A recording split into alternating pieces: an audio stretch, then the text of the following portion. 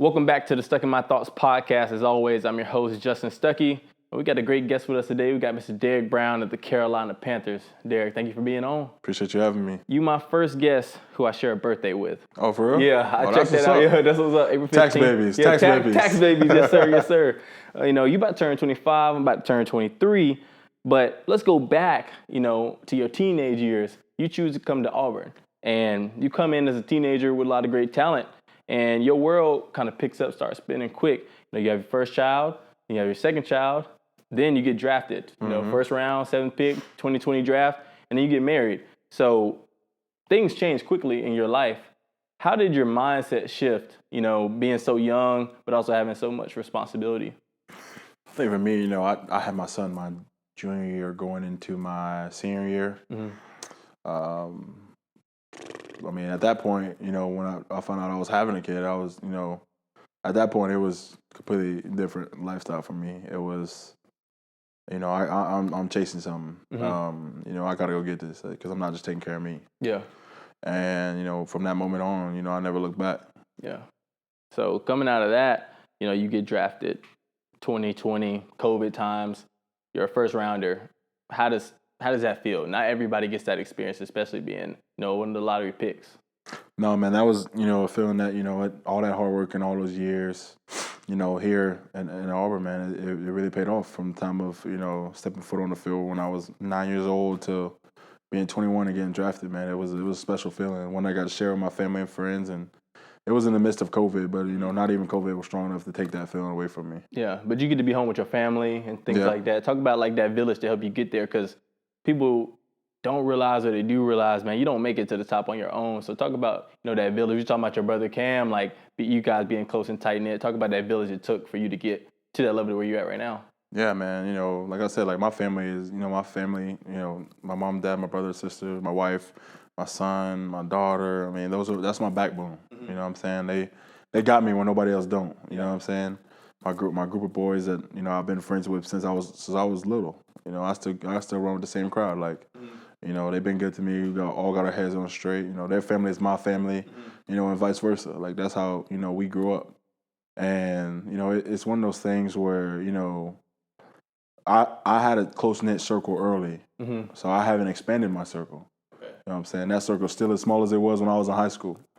So, I think I take a lot of pride in that, especially now being, financially in a position that, you do what you want to. But at the same time, I spend my time, with my family. I spend my time sitting at home, hanging out, being a dad, and, hanging out with my friends.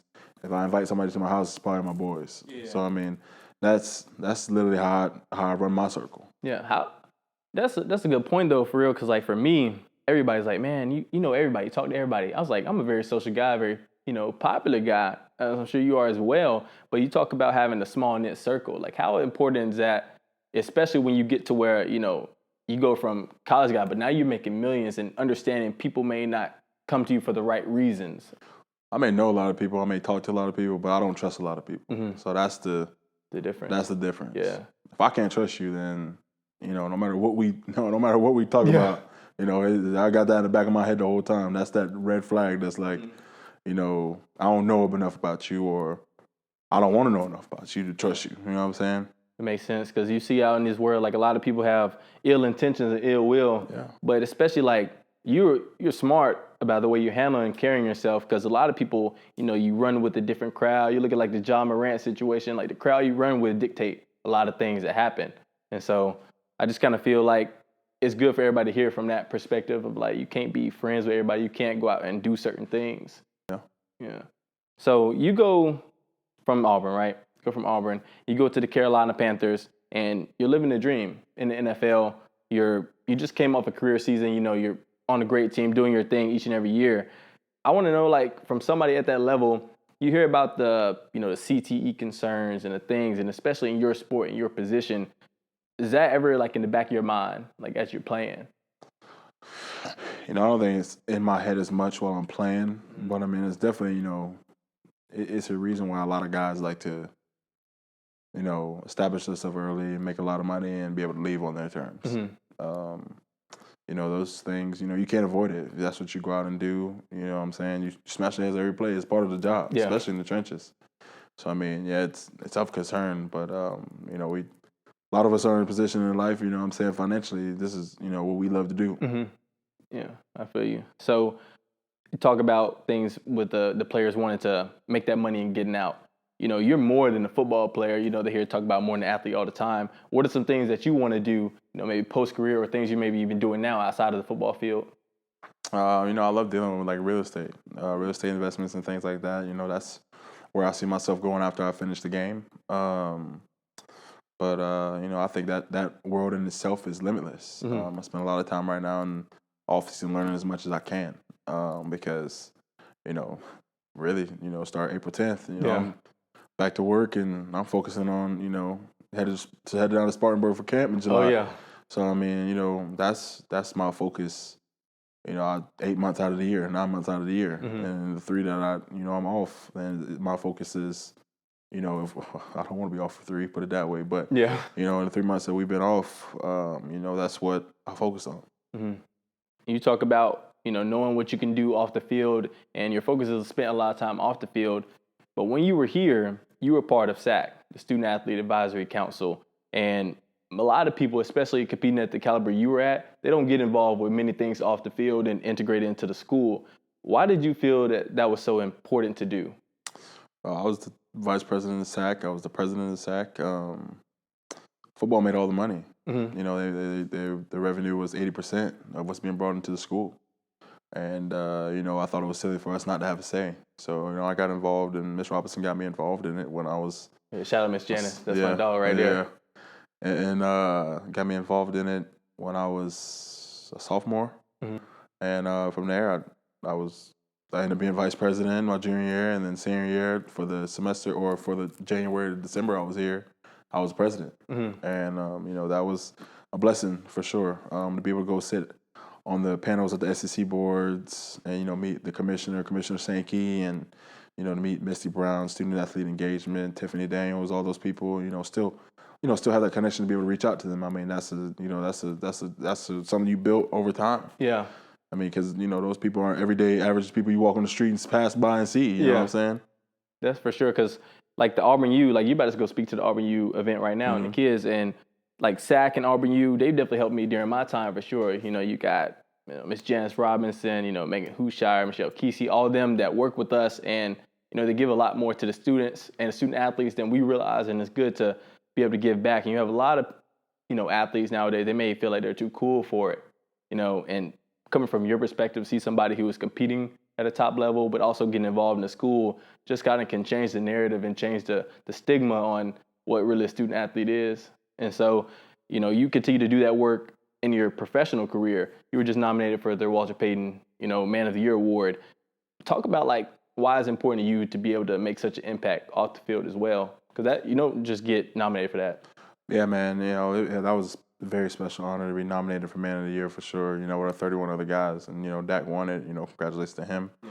And I think for me it was find a team that shares the same passion as me. The guy who runs most of the things for me, Mike Natty's, man. I give him all the credit. I'm crazy busy during the season. Yeah.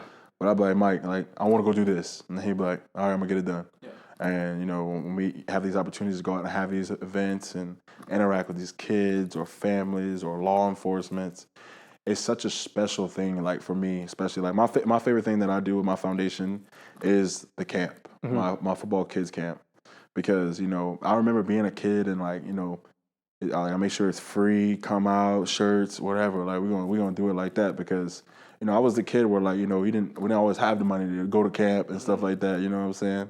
But I remember, like, being in high school and, like, seeing, like, us going back and doing that stuff. I was like, man, I can't wait to be one day and have my own. And God will, I was able to do that. Yeah. And every single target to go out there, I just look in those kids' eyes and I see, like, the little me. You know what I'm saying? Like, I'm showing them what they can be. And then, it's always one of those things where, like, I believe so powerful in, like, helping people out.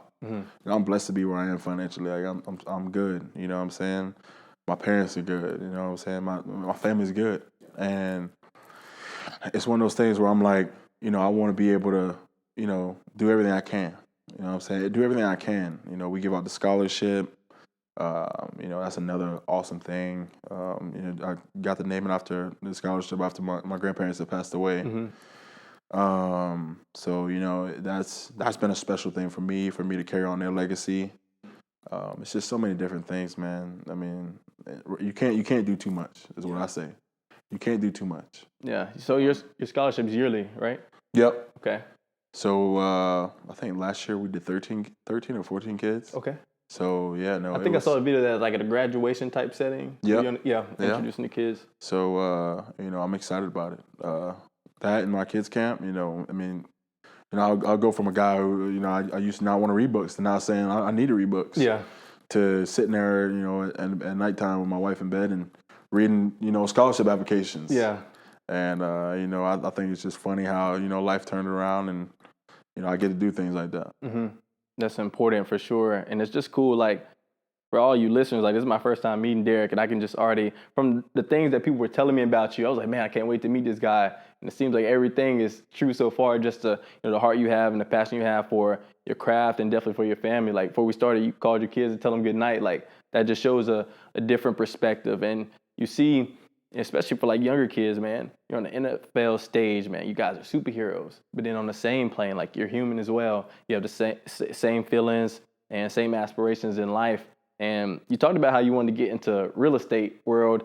I also heard like you were, you know, aiming to be in the political space, and you got the Baby Barack title.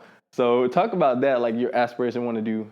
Sean Davis, my teammate, gave me that nickname when I was here. I was young. When I was the president of SAC and stuff, and you know, it's what he called me or whatever.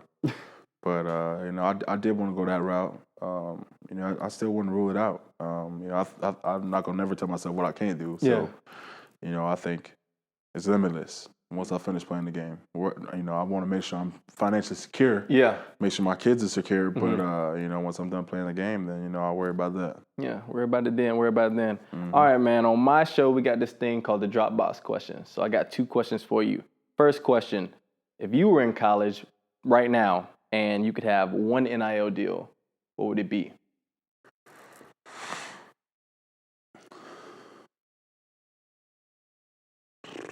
Man, there's so much stuff out there now.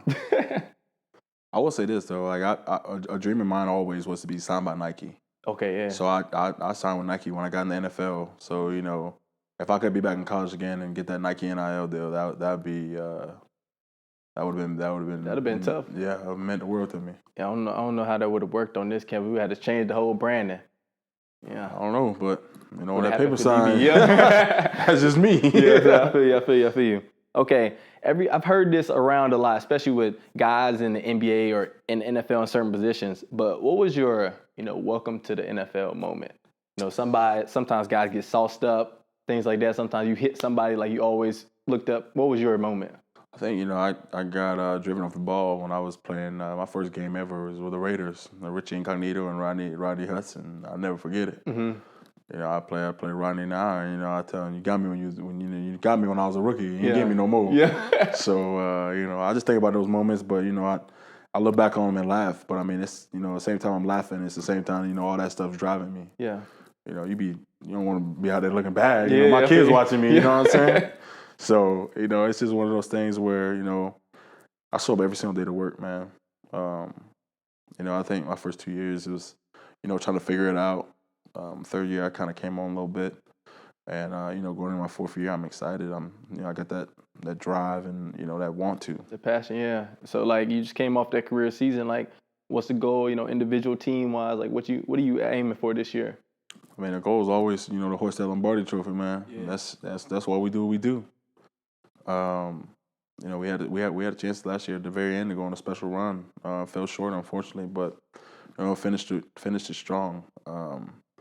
But you know, this new team, new dynamic. It restarts every year. That clock restarts every year. Y'all loaded up on the offensive end too. I got some new guys, new pieces. Yeah, but you know, I think, you know, it just we'll mesh together this spring and hit the ground running when we get to July. Yes, sir. You know, new leadership and new DC, new OC, new head coach. You know, Coach Reich. So we're gonna hit the ground running this fall for sure, and we're gonna give them what they want. Yes, sir. Make some noise. We're gonna be keeping up for sure. Oh yeah. All right, last question. What do you want Derrick Brown's legacy to be when it's all said and done? My legacy, I want to leave a legacy that doesn't shame my family or my kids. You know what I'm saying? Somebody that did it the right way. Mm-hmm. Derrick, I appreciate you being on, man, for sure. I appreciate you having me, man. Yes, sir. Hey, you already know what to do. Go ahead, like, comment, subscribe. We're going to catch y'all for the next episode. Tell a friend to tell a friend. Derrick Brown, Stuck in My Thoughts. We out.